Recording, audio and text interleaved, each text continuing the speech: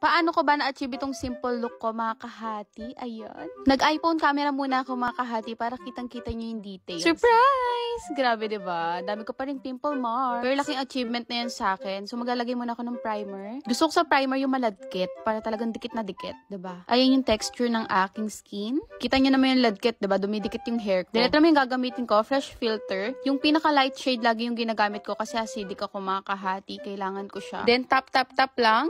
At ayan na, kita nyo naman, diba, kuminis yung aking face. Kahit pa paano natakpan yung mga pimple marks ko. Hindi muna ako gagamit ng concealer kasi simple look nga lang yung gagawin ko. Baka may ma-recommend kayo sa akin concealer. Yung hindi sana namumuo. And ito naman, napakamura lang nitong aking eyeshadow palette. Siguro wala pa yung 200 pesos. Pero diba, pakak siya, mga kahati. Then syempre, mag-lip prep muna ako. Gamit ko si Hati Cosmetics Lip Oil Cherry Glow. Sa mga di po nakakaalam, hindi po to pang aura. Ito po ay pang lip prep. Ayan, tulad ng ginawa ko. Bago ako mag-lipstick, ito muna ang ginagamit ko para hindi bitak-bitak yung lips ko. Kaya kung mapapansin nyo, hindi po nagbibitak-bitak yung lips ko.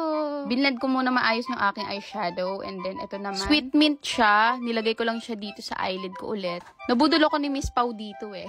Hati Cosmetics Liquid Eyeliner and Mascara. Super lit lang ng tungkil niya, mga kahati. Kaya ayan, makapaglagay ka ng manipis. And simple lang yung kanyang mascara, mga kahati. Mabovolume niya lang ng konti. Para simple look lang, diba? Then, next, itong pomade, mga kahati. Ito yung sample ko sa Hati Cosmetics. Pero hindi ko pa siya nilalabas. Pero lagi ko itong ginagamit. Tignan nyo naman, diba? Pero mag-iiba na ako ng kulay kasi iba yung color ng hair ko. Next naman, Hati Cosmetics Fairy. Ito yung palagi kong ginagamit sa cheeks ko. Ayan po yung kanyang shade. 3-Way Vita Lip Cream po ang pangalan niya in the shade Fairy. Pinagmix ko lang yung fresh filter at ayan po siya.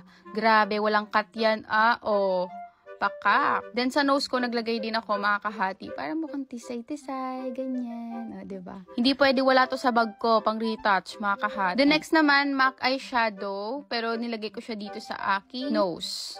Ayan, dyan lang ako naglalagay. Nagpalit ako ng brush, yung pang ilong talaga yung gagamitin natin. Ayan, para maganda yung lapat niya. Tada!